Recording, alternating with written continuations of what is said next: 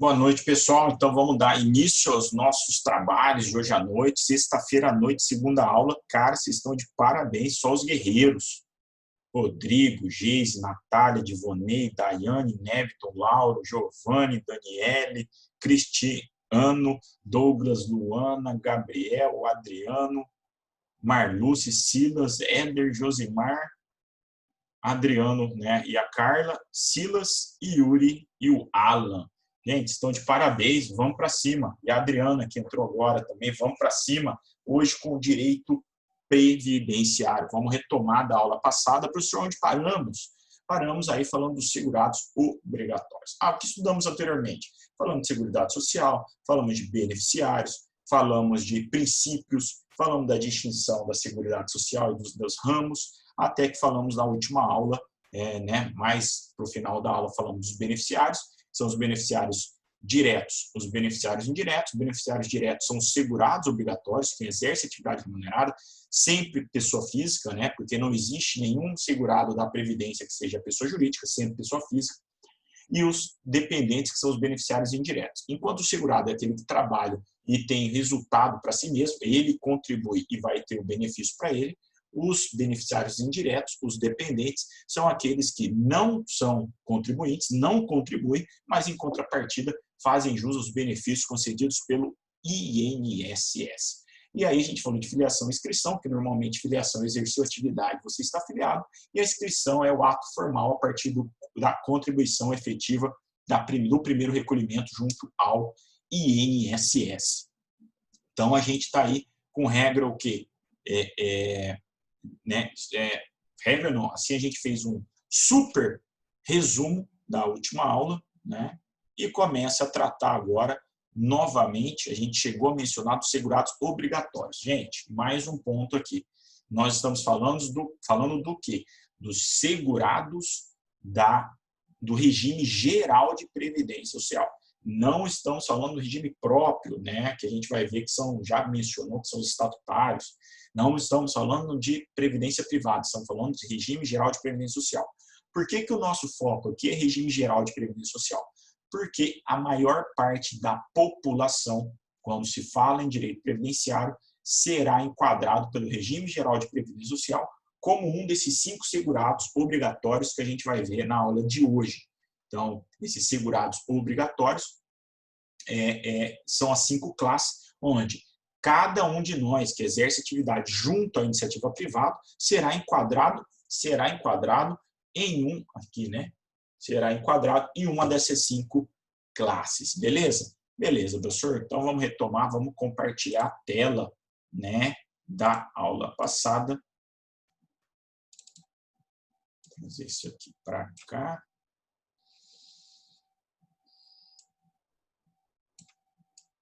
Opa, lá.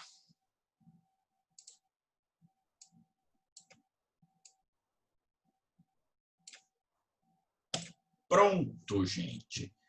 Dos segurados obrigatórios. Então, quem são os segurados obrigatórios? São aqueles que contribuem compulsoriamente ou obrigatoriamente, né? A gente já mencionou que a partir do momento que você exerce atividade remunerada, quando a gente fala no sistema brasileiro, haverá uma obrigação, será imperativa, será compulsória, obrigatória a contribuição para a Previdência Social, para o INSS, certo? Ou seja, isso tem o objetivo do quê? Exatamente financiar a concessão de benefícios junto aos dependentes e aos os próprios segurados, certo? Para receber uma série de benefícios tais como aposentadoria, pensão, auxílio, salário-família, salário-maternidade, entre outros que a gente vai estudar ao longo desse semestre. Beleza, professor? O que você mencionou na aula passada? Eu mencionei que no artigo 11 e artigo 13 da Lei 8.213 de 1991, temos o quê? Um rol descritivo desses 5 segurados obrigatórios. Professor, quem são os segurados obrigatórios? Empregado, empregado doméstico, trabalhador avulso, contribuinte individual e segurado especial. Então, são esses 5 aí, as 5 classes de segurados obrigatórios. Resumindo, recapitulando, exerceu atividade remunerada você obrigatoriamente tem que contribuir para a Previdência Social, tem que contribuir para o sistema do INSS. E você vai ser enquadrado em uma das 5 classes, dependendo da forma da sua prestação de serviço. Então, o que está aqui exatamente? Dessa vinculação do segurado à Previdência Social nasce a obrigação contributiva para o segurado e o dever de proteção, concessão de benefícios e serviços para o ente, pelo ente segurador, ou seja, pelo INSS. Os segurados obrigatórios são classificados em, como já mencionamos, empregado doméstico, contribuinte individual, trabalhador avulso e segurado especial. Primeira classe, ou primeira classificação dos segurados obrigatórios é o empregado. Primeira regra é o empregado típico, aquele que nós estudamos lá em direito individual, aquele que presta serviço, pessoa física que presta serviço de natureza urbana ou rural à empresa de caráter não eventual, ou seja, habitual, mediante subordinação, ou seja, dependência, e mediante remuneração, ou seja, onerosidade, será enquadrado como empregado típico e, portanto, será o primeiro segurado obrigatório dentro do regime da Previdência Social, classificado aí dentro do empregado, ou seja, da classe de empregado. Lembrando que tudo que eu mencionei aqui já foi estudado em Direito do Trabalho, pelo menos nesse trecho, e a gente está vendo isso e tem esse conceito que eu acabei de mencionar lá no artigo 3º da CLT. Nossa, hoje está difícil, hein? Só na água aqui, que a garganta já, final de semana, está complicado. Assim, o segurado empregado é aquele que atende aqueles requisitos que a gente mencionou. São 5, né? Pessoa física com pessoalidade, habitualidade, onerosidade, ou seja, remuneração e subordinação. Certo? É o que a gente menciona aqui, ó.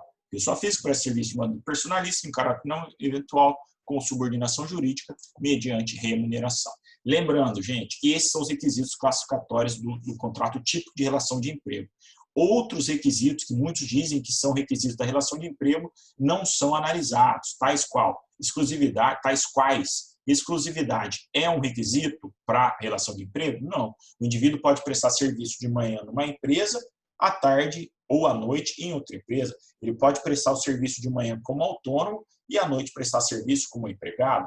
Isso não impede, não existe como obrigação, como requisito da relação de emprego, a exclusividade. Da mesma forma, não é requisito para a prestação de serviço trabalho no estabelecimento do empregador. Existem trabalhadores externos, existe hoje ainda mais desenvolvido em razão da pandemia, o que se chama de teletrabalho ou trabalho em home office, que é o trabalho na própria residência do trabalhador.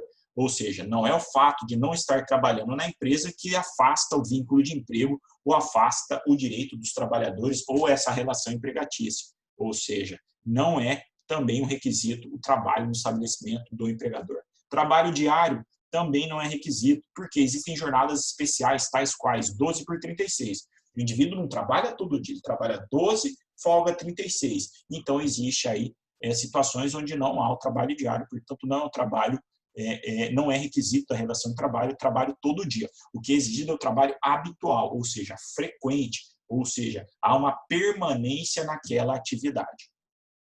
Outro também que não é trabalho fixo, aliás, salário fixo, até porque existem algumas classes que recebem com base em comissão. Exemplo, garçom recebe basicamente sobre comissão. Só comissão? Não. Tem que pagar salário base também, normalmente fixado em convenção coletiva. Mas a maior parte, o grosso dele é com base em comissão. Não quer dizer que só é empregado ou é uma exigência que seja salário fixo. Pode haver o que se chama de comissionista puro, empregados remunerados exclusivamente à base de comissão.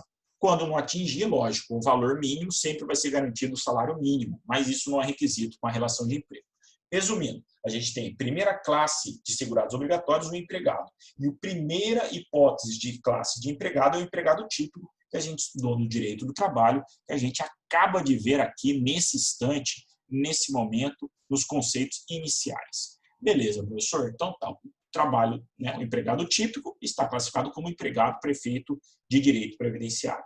Quem mais? Segunda hipótese, trabalho ou trabalhador temporário, né? Aquele que presta serviço de caráter excepcional, ou seja, numa necessidade transitória de substituição de pessoal permanente e regular, ou em situações de acréscimo de serviços de outras empresas, ou também, por exemplo, contrato de experiência, que também é um contrato a prazo determinado. Então, os contratos por empresa de trabalho temporário, aquelas principalmente reguladas pela Lei 6.019/74, são hipóteses também para efeito de previdência. Lembrando, gente, eu estou trazendo termos de direito do trabalho, mas nossa aula é de direito previdenciário.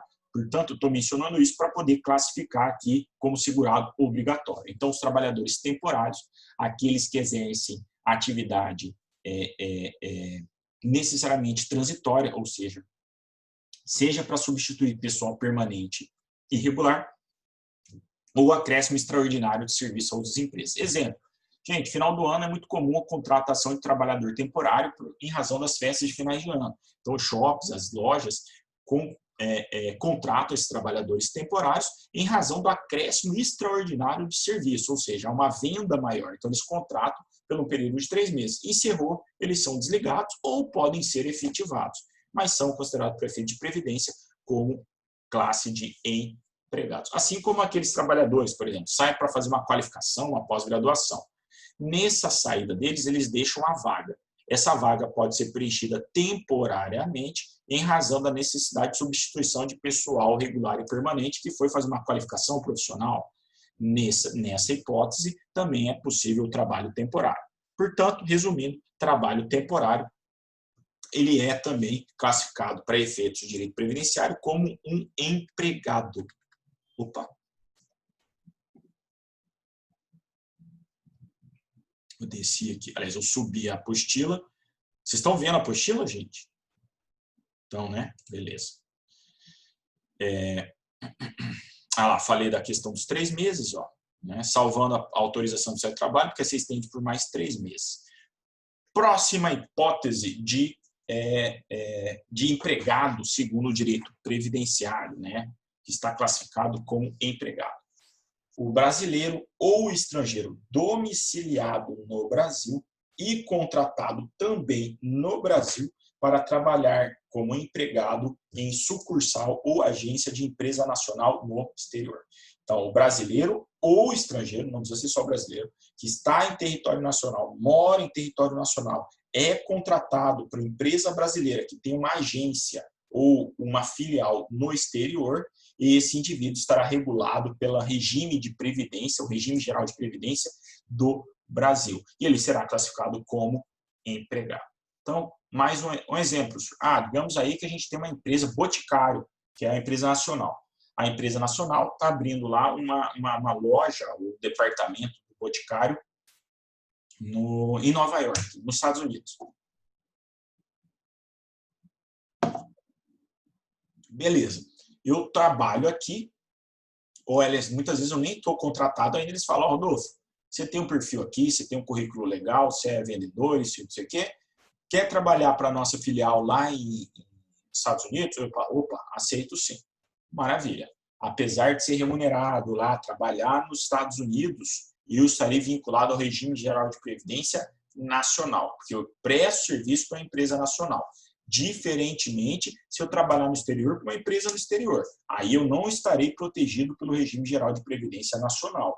Ou eu estarei protegido pelo regime lá do país de destino, onde eu esteja, ou se eu não estiver regular, não estiver com visto de trabalho, eu estarei ilegal e não valerá nenhuma atividade, eu não estarei protegido por nenhum regime de previdência social se eu estiver ilegal, certo? Então, primeiro ponto, brasileiro ou estrangeiro que tenham domicílio no Brasil, contratados no Brasil, para prestar serviço à empresa brasileira no exterior. Então, isso aí, para efeito, para o indivíduo que for trabalhar, até para não ficar desprotegido, que é muito comum o indivíduo é contratado aqui e manda para fora, rescinde o contrato e a pessoa tem que retornar. E muitas vezes, quando retorna, não teve recolhimento, não teve nenhum proteção, não tinham, né, antigamente, antes desse dispositivo, não tinha nenhum tipo de proteção, ficavam à míngua, ou seja, não eram protegidos nem pelo regime lá de fora e nem pelo regime de previdência interna. Com isso, acabou com esse problema para esse tipo de trabalhador. Letra D. Quarta hipótese de empregado, segurado obrigatório empregado. Aquele que presta serviço no Brasil, a missão diplomática ou repartição consular de carreira estrangeira e a órgãos a elas subordinados ou membros dessas missões ou repartições, excluídos o não brasileiro sem residência permanente no Brasil e o brasileiro amparado pela legislação previdenciária do país da respectiva missão, diplomática ou repartição consular. Gente, quais são as hipóteses? Vejam que é um artigo aqui, a linha D do artigo 11, bem complexo, porque ele fala o quê? Aquele que presta serviço no Brasil, a missão diplomática ou repartição consular de carreira estrangeira, ou membros dessas missões e repartições, excluídos o não brasileiro, sem residência permanente no Brasil e o brasileiro amparado por legislação do país de origem lá, né, de envio. O que é essa situação? Gente, as pessoas que venham prestar serviço no Brasil, a missão diplomática, então vamos dizer aí, pessoa que faz faxina todo dia numa embaixada ou num consulado, ela vai estar protegida pelo regime de previdência social nacional. Ou a pessoa que presta serviço no Brasil e subordinado a esses órgãos, desde que ele não compõe a carreira de diplomata ou de cônsul lá do país de origem, ele é considerado, para efeito da Previdência Social, como segurado obrigatório empregado. Então, exclui quem? Quem não for brasileiro e não tiver residência no Brasil. Por quê? Porque presume-se que o indivíduo veio pela missão diplomática, que ele esteja vinculado ao regime de previdência do país de origem. Ou seja, digamos aí, tem uma embaixada aqui no Brasil, da França. O indivíduo vem lá da França para o Brasil e trabalha aqui. Ele tem residência no Brasil? Não. Ele, na verdade, ele está na missão diplomática, ele está exercendo uma atividade em favor do país dele. A residência dele é lá em Paris, na França. Portanto, ele não tem residência permanente. E ele não é brasileiro. Portanto, ele não está protegido pelo Sistema Nacional Brasileiro, ou seja, pelo regime geral de previdência social. Ele vai estar protegido pelo sistema da França de previdência. Ah, legal, professor. E o brasileiro? O brasileiro, se ele for de carreira, de missão diplomática, ou repartição consular, ou seja, ele vem da França para prestar serviço no Brasil, ele vai estar regulado, né, pela legislação do país de origem, ou seja, da França. Então, aí ele estaria excluído. Agora, aquele que presta serviço no Brasil, a missão diplomática ou a repartição consular, né, ele vai ser considerado como trabalhador segurado empregado. Portanto, o empregado, seja estrangeiro sem residência permanente no Brasil, ou brasileiro já amparado pelo regime de previdência social do país de origem, ele fica excluído do regime geral de previdência social, certo? Um ponto interessante. Professor, e se o empregado desenvolver atividade de doméstico para os diplomatas ou servidores e tais órgãos? Sem enquadramento, será como o quê? Como segurado doméstico, ou seja, próxima classe que a gente vai ver em seguida. E se eu exerço atividade de não como doméstico para um dos diplomatas ou servidores, mas eu trabalho na embaixada fazendo limpeza. Aí você é exatamente enquadrado nessa situação, você será considerado como empregado. Quinta hipótese. Atenção aqui, marque essa palavra. Vai ser muito importante lá na frente.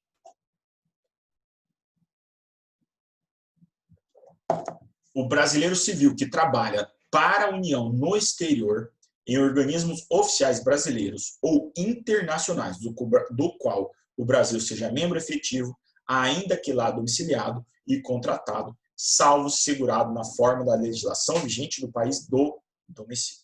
Então, o brasileiro, mesmo que contratado e domiciliado no estrangeiro, se vier a prestar serviço, trabalhar em favor da União no exterior, seja em órgãos oficiais brasileiros, seja em organismos internacionais, para efeito do regime de previdência social, será classificado como empregado. Então, aquele brasileiro que trabalha no exterior, ainda que lá domiciliado e contratado, ele é, desde que preste serviço em favor da União, classificado como segurado e empregado. Ah, professor, marquei a questão da União. Marque que a gente vai voltar a isso mais para frente, que existem hipóteses parecidas, mas com classificação diferente, certo?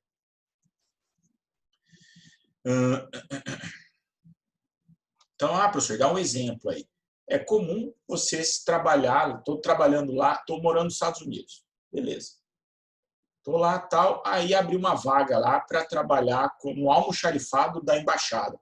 Digamos que seja uma atividade que não precisa de carreira, né, de diplomata. Maravilha. É essa a hipótese. Eu estou trabalhando na embaixada em favor da União, portanto, serei classificado aí como empregado prefeito da Previdência Nacional, prefeito de Regime Geral de Previdência Social.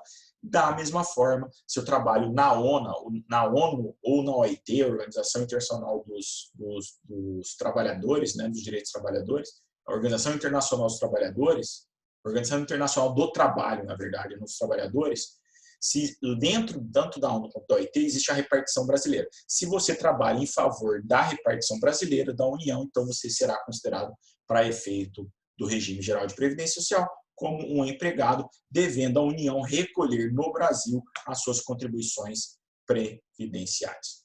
Próximo, o brasileiro ou o estrangeiro domiciliado e contratado no Brasil para trabalhar como empregado em empresa domiciliada no exterior, cuja a maioria do capital votante pertença à empresa brasileira de capital nacional. Então, a gente já viu antes que é classificado como empregado se você vai trabalhar, ainda que contratado, domiciliado no Brasil, para prestar serviço no exterior à empresa nacional, é considerado empregado.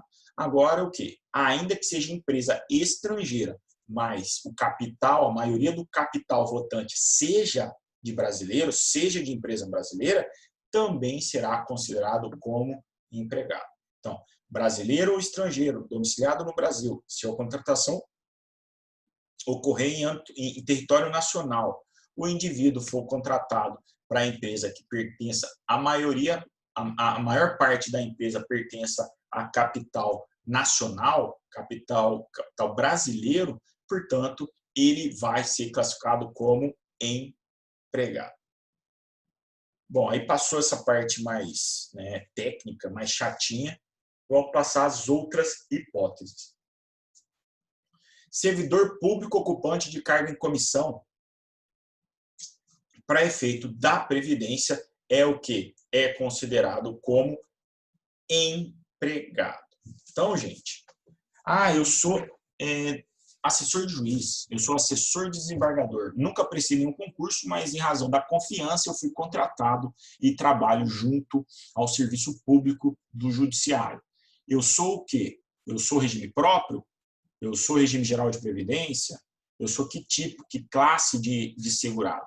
Gente, se o indivíduo for comissionado sem vínculo efetivo com a União, estados ou municípios, ele será classificado como empregado para efeito do regime de previdência social. O que foi, Lauro? CLT, o que é CLT? Então, servidor público ocupante de cargo em comissão, ele é regido pela CLT, exatamente. Portanto, ele vai participar da Previdência Social através do regime geral de previdência. Então, o que a gente está falando? Pessoas que ocupem cargos exclusivamente de cargo em comissão, cargo temporário ou emprego público será necessariamente vinculado ao regime geral de previdência social, certo? Professor, e se eu for servidor público efetivo e estiver exercendo cargo de comissão? Eu vou ser regime próprio, ou vou ser regime geral, ou vou ser os dois? Nesse caso, se o indivíduo já tem um vínculo anterior com a administração pública, ele já é um servidor público efetivo, aprovado em concurso público, ele não será empregado, ele estará excluído do regime geral de previdência social, ele fará parte do regime próprio. Então, só é considerado empregado, segurado empregado do regime geral de previdência social aquele empregado que exerce cargo em comissão, mas que não tenha um vínculo de estatuto com a administração pública, certo? Aí aqui, ó, foi exatamente o que eu falei. Assim, como servidores públicos ocupantes de cargo, assim como servidores públicos ocupantes de cargo efetivo, mas desprovidos de regime próprio de previdência social, como ocorre com a maioria dos municípios do país. Professor, por que então que há essa previsão? É exatamente para esse indivíduo que exerce o cargo de comissão junto à administração pública não fique desamparado em questão de direito previdenciário. Próximo ponto, bem interessante também, é considerado empregado para efeitos de direito previdenciário, para efeitos de segurados obrigatórios, os exercentes de mandado eletivo federal, estadual ou municipal, desde que não vinculado ao regime próprio de previdência social. Ou seja, você é eleito aí para cargo, para mandado eletivo. Uma vez eleito, você vai contribuir para o regime próprio de previdência social do legislativo ou de determinada classe, governador, prefeito, ou deputado estadual, vereador. E tudo se vai recolher para um regime próprio, ou seja, por um fundo próprio do regime próprio de previdência social. Só que acontece, né? É comum esses regimes próprios quebrarem. Por quê? Porque muita gente recebendo aposentadoria, principalmente aposentadoria no regime próprio, porque eles contribuem por períodos curtos, no entanto, recebem por longos prazos, longos períodos. Então, não fecha a conta. Como que o indivíduo vai trabalhar pouco, por pouco período, aposenta, e aí recebe por um longo período? Ou seja, não há dinheiro que sustente. Por quê? Porque haverá um número elevado de pessoas que vão receber essa aposentadoria com uma contribuição muito curta, muito baixa. Para dar um exemplo, o nosso prefeito aqui, ele, se não me engano, por ser deputado estadual, na década de 90, era possível que, após 2 mandatos eletivos, o indivíduo se aposentasse. Ou seja, com 8 anos de trabalho, houve o quê? A aposentadoria do nosso prefeito atual, e ele ganha esses valores até hoje, porque ele está aposentado do legislativo. Pergunta quanto tempo que ele contribuiu. Contribuiu um pouco mais, porque ele já tem mais tempo de carreira política. No entanto, com 2 mandatos ele se aposentou, ou seja, ele recebe um benefício, enquanto o resto da população trabalhava, que agora é 40 para ser integral, trabalhava em média de 30 a 35 anos, os políticos trabalhavam 8 anos. Então, vocês verem a discrepância. O que isso gerava? Isso quebrava o regime próprio deles, e aí eles, como quebrava, não tinha de onde tirar, eles vinham para o regime geral de previdência social, e aí recebiam o valor do regime geral e não mais para o regime próprio. E aí, se eles migram do regime geral para o regime próprio, eles são classificados como segurados empregados. E existe também o quê? Muitos municípios não têm condição de manter um regime próprio de previdência. Então, eles já são classificados diretamente como empregados do regime geral de previdência social. Resumindo, então, o político que não for amparado no regime próprio será assegurado da previdência social de maneira obrigatória na categoria de empregado.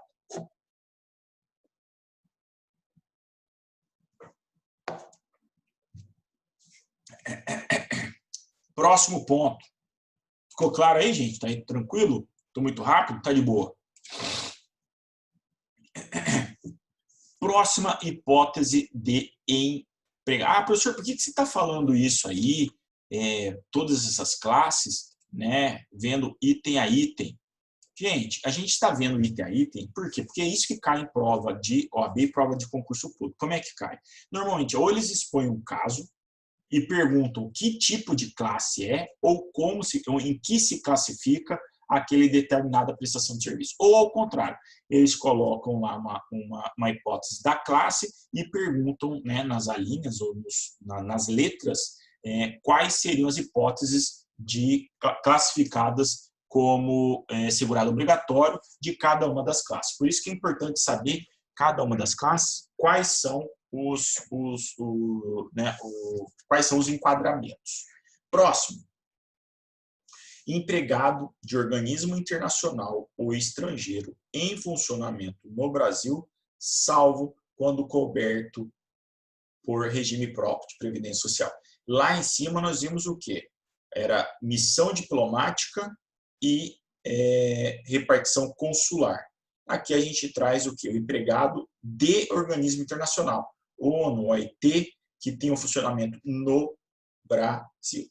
Lá em cima a gente viu quando vai prestar serviço em favor do Brasil nesses organismos internacionais. Aqui, ao contrário, o organismo internacional abre uma filial, uma agência aqui no Brasil, e o brasileiro trabalha para esse organismo internacional dentro do Brasil.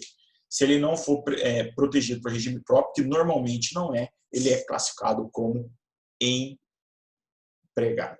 E assim a gente termina as hipóteses de empregado, ou seja, nós vimos aí, resumidamente, de maneira bem veloz, vimos que são classificados como empregados os empregados típicos, os trabalhadores temporários, o brasileiro estrangeiro que trabalha no Brasil, aliás, no exterior, né? Ainda que tenha sido contratado domiciliado no Brasil, seja contratado para prestar serviço na empresa nacional, ou seja, empresa brasileira no exterior. O que presta serviço para o Brasil, a missão diplomática ou repartição consular. O brasileiro civil que trabalha para a União no exterior ou organismos internacionais dos quais o Brasil seja membro efetivo. O brasileiro domiciliário estrangeiro também que trabalhe para a empresa cujo capital votante seja de maior parte brasileira, ou seja, a maior parte pertence à empresa brasileira. O servidor público ocupante de cargo em comissão, o exercente de mandado eletivo federal, estadual ou municipal e o empregado em organismo internacional com sede no Brasil. São todos classificados como segurados empregados. Segunda classe de empregado doméstico. Gente, o empregado doméstico, ele é classificado como segurado obrigatório, ou seja, exerceu a atividade de doméstico, ele tem que contribuir e fará jus aos benefícios da Previdência Social. Professor, quem que é o empregado doméstico mesmo? É aquele que presta serviço, é aquele que presta serviço de natureza, deixa eu afastar para cá, aquele que presta serviço de natureza contínua, sem finalidade lucrativa, a pessoa ou família. Esses requisitos são 3 requisitos especiais dos trabalhadores domésticos. Portanto, o que presta o empregador do doméstico, ele é pessoa física ou família, ele é prestado no ambiente residencial dessa família e o empregador doméstico não desenvolve atividade, ou seja, a atividade do empregado para o empregador doméstico não gera lucratividade, ou seja, não tem finalidade lucrativa. Exatamente, Adriana.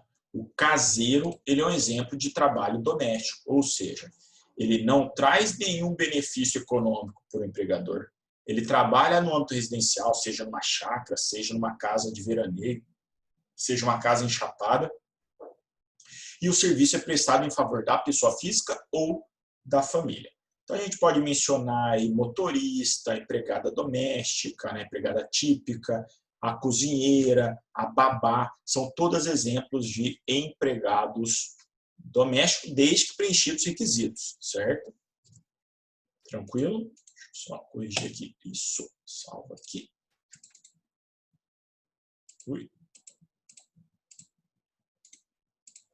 Então, gente, é empregado doméstico quem presta serviço de natureza contínua à empresa ou família, a empresa não, a pessoa ou família no âmbito residencial dessa e que não traga finalidade lucrativa à mesma. Ah, professor, então tá. Contratei uma cozinheira, eu tenho uma pessoa que faxina e uma que cozinha todo dia na minha casa. Então, na verdade, eu tenho 2 empregadas domésticas. Tem, exatamente. Professor, mas e se eu começar a fazer marmita e vender? Continua sendo empregado doméstico? Não, porque aí você está o quê? esse contrato ele vai migrar de empregado doméstico para empregado, porque agora você está aferindo lucro. Se você está aferindo lucro, não pode ser uma atividade como doméstico. Você está gerando lucro para aquela pessoa, para aquela família. Então, aí você será o que? Vai migrar do contrato de doméstico para empregado típico, certo? Aí, como nós mencionamos, são exemplos de empregado doméstico: babá, caseiro, cozinheiro da família, governanta, jardineiro, mordomo, motorista particular, piloto particular, entre outras hipóteses, certo? Lembrando, né, que mesmo que seja em âmbito familiar e prestado serviço pessoa física ou família, se essa atividade ela não for contínua, ou seja, for até 2 dias por semana, por diária, aí não é empregado doméstico. Aí é trabalhador eventual. A gente vai ver mais para frente. Então, o que acontece? As diaristas que vão 1, 2 vezes por semana fazer faxina nas casas aí das pessoas, elas não são consideradas, portanto, como empregadas domésticas, mas sim diaristas. E a gente vai ver diarista mais à frente, é eventual. Aí o exemplo da cozinheira que eu acabei de mencionar está aqui também redigido, que na verdade, se explorar, começar a vender comida feita pela doméstica, ela deixa de ser doméstica e será considerada como segurada obrigatória na condição de empregada padrão, empregada típica, certo? Terceira hipótese de segurado obrigatório, terceira classe de segurado obrigatório, previsto no artigo 11 da Lei 8.213, lá no inciso 6. Professor, quem que é o trabalhador avulso? Trabalhador avulso é aquela pessoa, sindicalizada ou não, que presta serviços a várias empresas, sem vínculo empregatício com esta ou com qualquer delas, com intermediação do órgão gestor de mão de obra ou do sindicato. Vejam que é uma relação trilateral. Trabalhador presta serviço para a empresa mediante a intermediação do órgão gestor de mão de obra ou do sindicato. Beleza. Então quer dizer que terceirização? Não. Terceirização, normalmente o trabalhador está vinculado a uma empresa e essa empresa coloca esse trabalhador em outra. Não é isso. Trabalhador avulso nada mais é do que o indivíduo que presta serviço de maneira, entre aspas, né, de maneira sem vínculo de emprego, nem com o órgão gestor, nem com o sindicato e nem com nenhuma das empresas. Normalmente isso acontece mais nos portos, né? Os maiores exemplos de trabalhadores avulsos são dos agentes portuários. O que é isso? Toda vez que chega um navio lá no Porto de Santos, o navio entra em contato via rádio aí, pedindo que, estou precisando, liga para o órgão gestor de mão de obra e fala, estou precisando de 50 cabeças aí para me ajudar a descarregar aqui o navio. Beleza. O órgão gestor indica, o trabalhador não é obrigado a ir, ele fala, quem quiser trabalhar, tem vaga lá para trabalhar lá no navio X. Aí eles vão lá, trabalham. Normalmente esse trabalho ele não é permanente, é um trabalho curto, descarregou, encerra, e aí ele vai partir para prestar serviço em outro que está chegando ou em outro navio. Então ele vive trocando de navios, ele presta serviço a várias empresas. Portanto, não há vínculo. Oi? Oi? Um exemplo de trabalhador avulso poderia ser aquele chapeiro também que fica nas rodovias esperando carreta para descarregar? Isso, pode. Aí tem que tomar cuidado só com o quê? Se for ele estiver aguardando e não for indicação, não, aí não, ele vai ser um trabalhador eventual. Por quê? Porque o avulso obrigatoriamente tem que ter uma relação trilateral.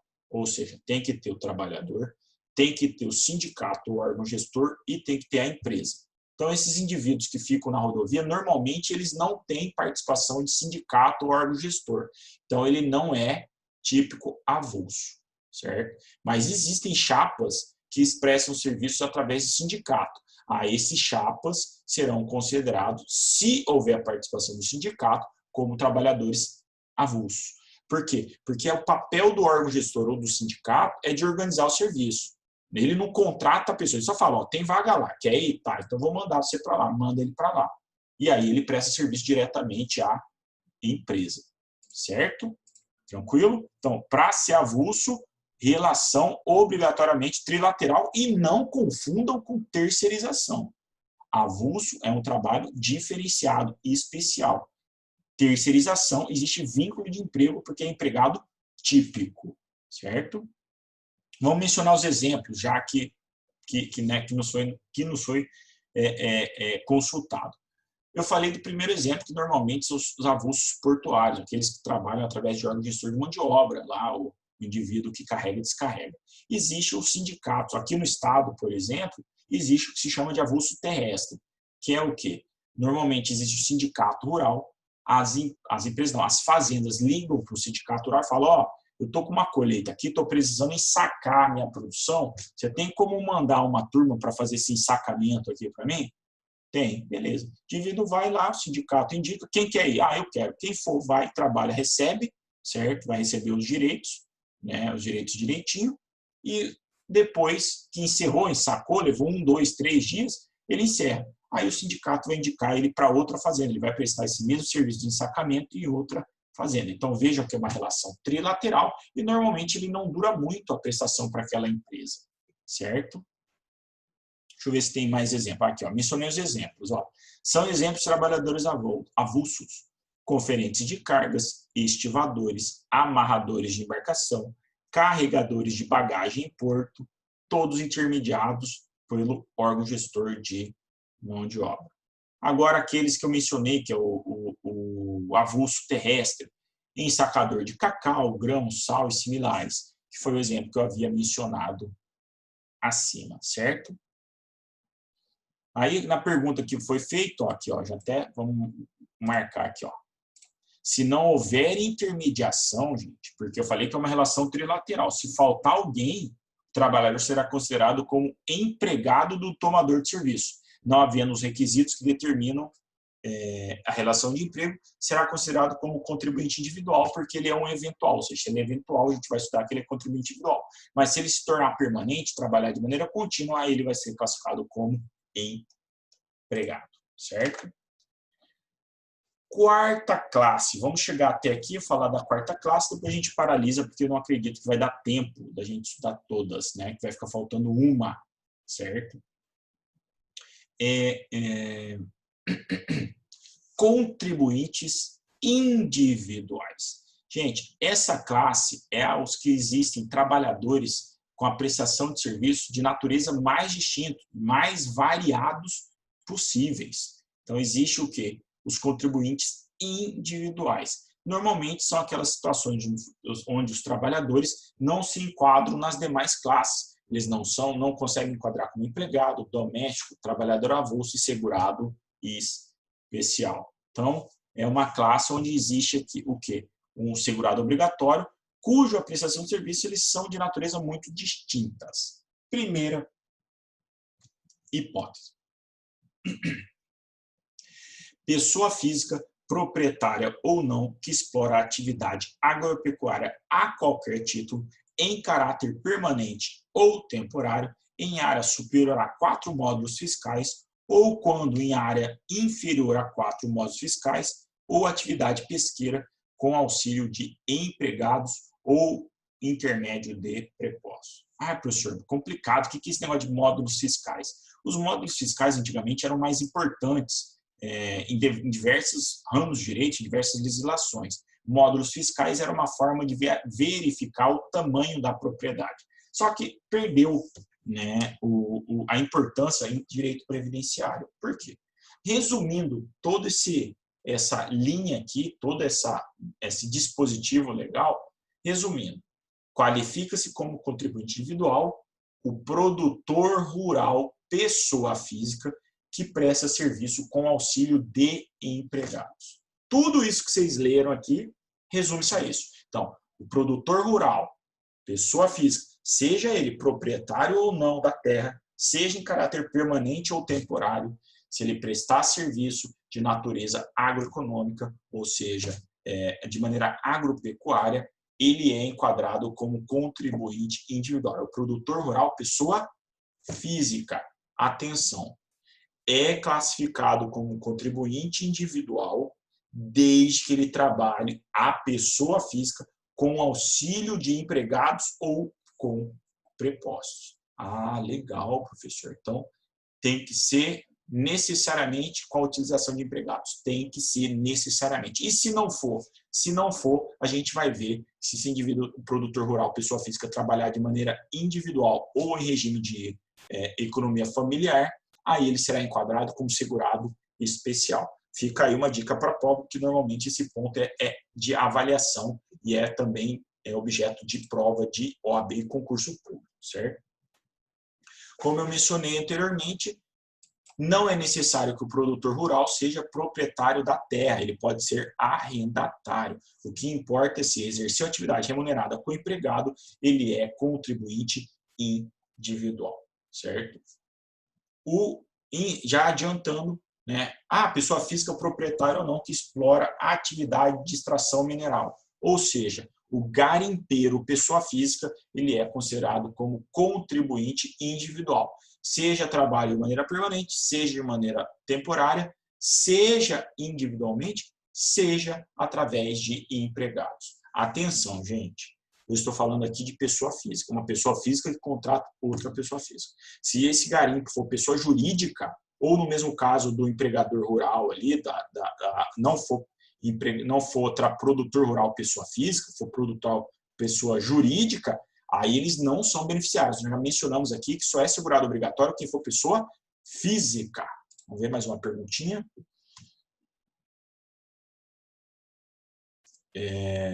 Só uma dúvida. Ele não pode prestar serviço algum para uma empresa se não vir empregador? Na verdade, ele é empregador. Só que ele é empregador pessoa física.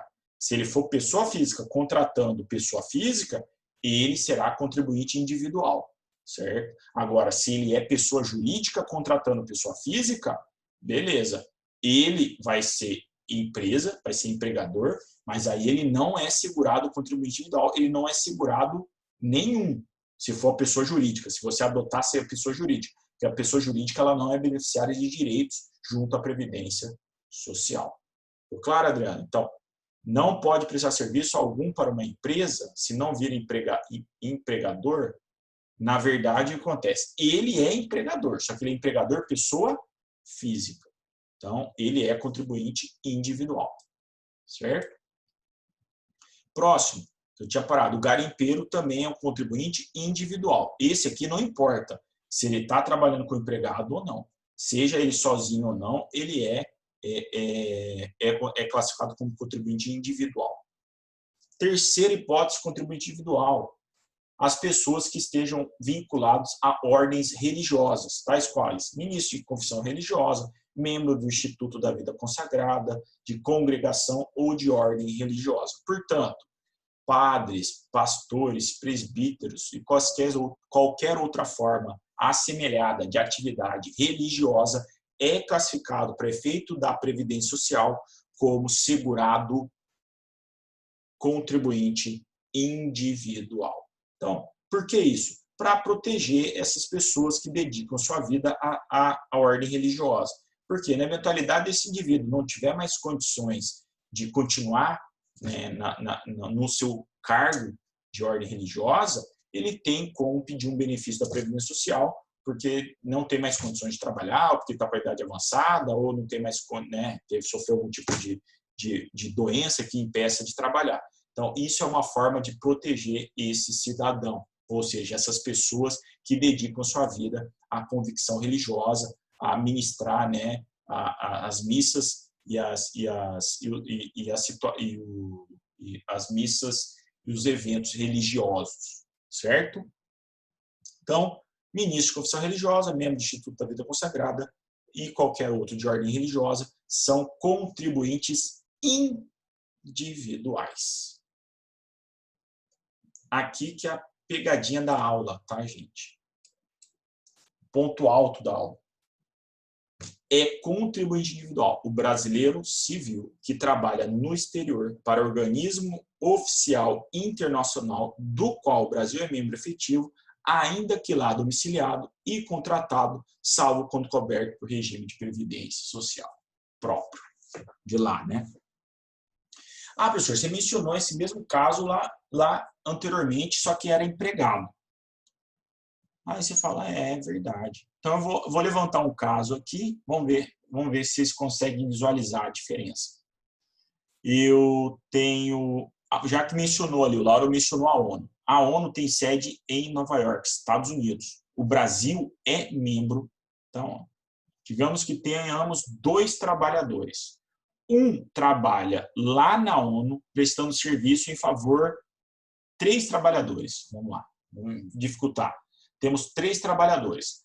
Um que trabalha na ONU em favor da repartição da França, um que trabalha na ONU em favor da ONU, da instituição ONU, ou seja, da União das Nações Unidas, e um terceiro trabalha na ONU, mas dentro de repartição brasileira, ou seja, ele trabalha a favor da União.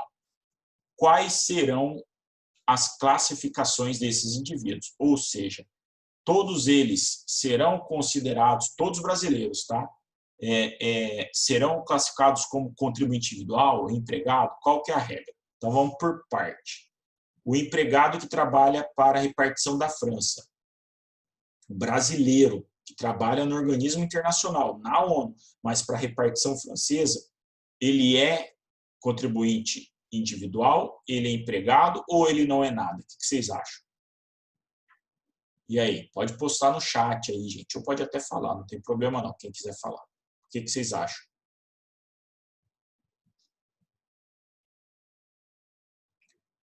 O Lauro respondeu. Contribuinte individual. Exatamente, Lauro. Ou seja, se o indivíduo presta serviço no exterior, organismo internacional, ele, ainda que o Brasil seja membro efetivo, ele vai ser o quê? Contribuinte individual. No entanto, quando ele está trabalhando para a repartição da França, ele não está trabalhando diretamente para o organismo oficial. Portanto, ele não está protegido não está protegido pelo regime nacional brasileiro, ou seja, ele não é contribuinte individual e não é contribuinte empregado. Isso para o trabalhador da França. Agora, se o indivíduo trabalha na ONU, aí sim ele enquadra na situação que o Lauro falou. Ele trabalha para o organismo oficial que o Brasil é membro efetivo. Aí ele vai ser contribuinte individual. E aquele indivíduo que trabalha dentro da ONU, mas para a repartição brasileira, ou seja, para o setor brasileiro, ele será empregado. Então vejam que há uma pegadinha, né, nessa questão. Então, aquele indivíduo que trabalha para a repartição da França, ele não é nem contribuinte individual nem empregado. Por quê? Porque, na verdade, ele não presta trabalho diretamente para o organismo internacional, ele está prestando para entre aspas, para um país. Então, ele não está protegido pelo sistema do regime nacional brasileiro. Agora, se ele presta serviço para a ONU e o Brasil é membro efetivo, ele é contribuinte individual. Agora, se ele trabalha na ONU, mas dentro do setor da repartição brasileira, aí ele é empregado porque ele presta serviço em favor da União. Visualizar a diferença é bem sutil, é uma pegadinha maldosa normalmente que cai em prova aí, se não ficar esperto, é capaz de haver perda de ponto nessas questões. Professor, oi. Mas nessa hipótese aí do trabalhador que trabalha para o organismo da França, lá na ONU, ele só vai ser considerado contribuinte individual se residente no Brasil, não é isso? Ele tem que ser brasileiro e residente no Brasil. Isso, trabalha no exterior, ainda que lá domiciliado e contratado. Por exemplo, porque aqui o que tem que ser analisado? Você tem que analisar se a prestação de serviço é para o organismo internacional. Então, se é para o organismo internacional, o objetivo é ajudar o organismo internacional, então você está diante do contribuinte individual. Agora, você está trabalhando, ainda que seja dentro da ONU, que é um organismo internacional, mas a favor de um país que não seja o Brasil, aí você não está trabalhando a favor do organismo internacional, certo? Então, você está trabalhando em tese como se você estivesse trabalhando para a França. Aí você não tem proteção do Brasil. Você vai ter proteção no regime próprio da França e não do Brasil. E se for na terceira hipótese, trabalhar em favor da União, aí você é empregado. Então, beleza, mas nessa primeira hipótese que o senhor falou, que ele trabalha na ONU, mas para a instituição francesa. Certo. Né? Se ele for domiciliado no Brasil, aí sim ele é contribuinte individual. Está nessa condição. Agora, se ele não é domiciliado no Brasil, não tem como ele estar sobre a regra brasileira, tem? Tem, porque ele é brasileiro. Então, é o brasileiro contratado, seja no Brasil ou domiciliado e contratado lá fora, se ele prestar serviço para o organismo internacional, ele está protegido pelo sistema nacional, pelo regime geral. Só que você tem que separar, o ponto de separação dos dois é para quem é prestado o serviço. Se prestar para repartição da França, não importa se é domiciliado no Brasil ou não. Primeiro, ele tem que ser brasileiro prestando serviço para a França. Só que se ele está num país estrangeiro prestando para a França, ele vai estar regulado pelo regime francês e não pelo regime nacional. Entendeu? Ou não? Uhum. Não é a questão do isso que eu falei. domicílio que vai diferenciar se ele é contribuinte individual ou não. Vai ser para quem ele presta serviço. Se for para a repartição da França, é como se ele não prestasse serviço para a ONU. É como se ele prestasse serviço para o país França. Aí, nessa situação, ele não é contribuinte individual. Ele, na verdade, ele nem tem proteção em âmbito nacional, esse brasileiro. Agora, se você trabalha em favor do organismo internacional, da ONU, da OIT, da OEA, aí, nessa situação, ele vai ser contribuinte individual, porque ele está prestando serviço para o organismo oficial que o Brasil é membro efetivo. Agora, e se o Brasil não é membro efetivo? Vamos colocar a OTAN lá, que é a Organização do Tratado do Atlântico Norte. O Brasil não é membro efetivo. Ainda que o brasileiro preste serviço lá, ele vai estar protegido pela Previdência Social do Brasil? Não. Por quê? Porque o Brasil não é membro efetivo desse organismo internacional. Visualizou? Então, são requisitos. Ele pode trabalhar contratado, seja no Brasil, seja fora, mas ele tem que prestar serviço em favor, para ser contribuinte individual, em favor de organismo internacional do qual o Brasil é membro efetivo. Certo? Claro ou ainda não? Tá claro, sim. Certo? Obrigado. Porque o da França, qual que é o problema? Por que ele não é contribuinte individual prestando serviço na repartição da França? Porque apesar de ele estar dentro da ONU, ele não está em benefício do organismo internacional que o Brasil é membro. Ele está em favor da repartição francesa. Então, ele vai estar vinculado ao regime próprio da França e não o nacional. E nem como contribuinte individual e nem como empregado. Certo? Certo. Por fim, se ficar dúvida, não pode perguntar, não tem erro não, cara. Se não ficou claro, a gente volta aí, não tem problema, cara. Tranquilo. Por fim, né? Por fim não, né? Mas já caminhando para o final da aula, o titular de firma individual, ou seja, o empresário individual é contribuinte individual, ou seja, aquela pessoa que abre firma sozinho, ele é um contribuinte individual. Outro também, o diretor não empregado, aqueles presidentes, aqueles CEOs de empresas multinacionais, normalmente eles não são empregados, eles são contratados por contrato, ou seja, por prazo. E eles são considerados como diretores não empregados. Eles são classificados como, para efeito de previdência, como diretores não empregados, portanto, contribuintes individuais. Os sócios, gente, normalmente os sócios das empresas, aquelas pessoas que trabalham nas empresas, mas são proprietárias da empresa, serão classificadas como contribuintes individuais. Ou seja, o sócio solidário, está mencionando aqui, ó, sócio solidário, né? O sócio de indústria, o sócio cotista, o sócio gerente, todos aqueles que têm participação na propriedade da empresa e prestem serviço serão considerados como contribuintes individuais. Ou seja, são aquelas pessoas que normalmente retiram prolabore no final do mês, fazem parte da empresa, compõem o quadro social da empresa e ainda trabalham, né, como sócio. Então, esses são considerados como contribuintes individuais. Da mesma forma, os diretores de cargos diretores de cooperativa, ou seja, cargo de direção em cooperativa, eles também são considerados como contribuintes individuais. E, por fim, outra novidade aí é o quê? O síndico, quando recebe remuneração, ele é considerado como contribuinte individual. Então, você que é síndico e recebe pela atividade de síndico, você será classificado como contribuinte individual, certo? Não estou falando daquele síndico profissional. Aquele síndico profissional, ele pode ser até considerado como empregado, dependendo da forma como é contratado.